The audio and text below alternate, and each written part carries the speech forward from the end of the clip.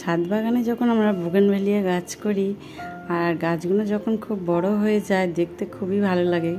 যেমন এই ফুলগুলো মানে ছাদে থেকে ঝুলে থাকে যখন, আমার তো ভালোই লাগে। কিন্তু প্রচণ্ড যখন ঝড় আসে তখন মানে গাছ বেশিরভাগ সময় অনেক সময় ভেঙে যায় পড়ে গিয়ে টব শুদ্ধ। তো আমার তো একটা মানে ভেরিগেটেড পাতা, আমি সেই ভিডিওটা দেব। ভেরিগেটেড পাতা মানে একটা গাছ হচ্ছে মানে বোগেনভেলিয়া গাছ আমার পড়ে গিয়ে পুরো গোড়া থেকেই ভেঙে গেছে। তার জন্য আমি এই যে বোগেনভেলিয়া গাছ এগুলো, এটা আমার 3-4 বছরের গাছ। এই গাছটা দেখুন, আমি কাটতে চাইনি, কিন্তু এখন মনে করছি যে কিছুটা ডালপালা কেটে দেওয়াই ভালো। আর এখন গরমকালেও দেওয়া যায় বা এই সময়ও দেওয়া যায়। এখন প্রচুর পরিমাণে ডগ ছাড়ছিল, তো কচি কচি ব্রাঞ্চ আমি কাটতে ইচ্ছা করছিল না, কিন্তু তবুও কেটে দিচ্ছি। কেননা মানে ঝড় যখন আসে তখন সত্যি যেটা মানে প্রচণ্ড যখন ঝড় আসে তখন মানে টব প্রচুর আমার এরকমভাবে ভেঙে গেছে এই বড় গাছ করে রাখলে। কিন্তু আমি দুটো একটা গাছ তবুও বড় করে রেখেছি। এটা যেহেতু একটু মানে ভাবছি একটু মানে ডাল কেটে ছাঁটাই করে দেওয়াই ভালো, যার জন্য আমি এটা হচ্ছে এখন কাটিং করে দিলাম।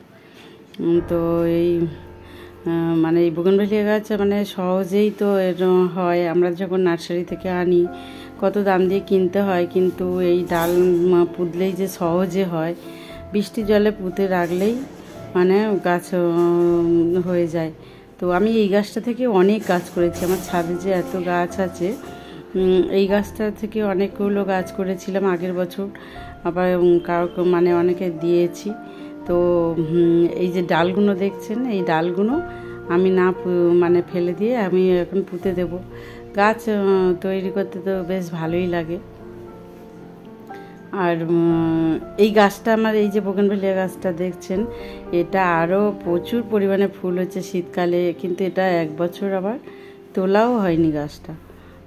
কিন্তু বোগেনভেলিয়া গাছ এমনই একটা গাছ, মানে যেমন ছাদ আলোকও রাখে, অথচ এর কোনো কিছুই সেরকম লাগে না। না তো ফাঙ্গিসাইড লাগে আর না তো কোনো কিছু বেশি খাবার লাগে। তো মিক্সার একটু দিলেই হয় বা খোল জল অল্প পরিমাণে দিলেই কাজ হয় এটা। আমি এই যে ডালগুলো দেখুন, ছোট ছোট ডালটা সব পুঁতে দিচ্ছি।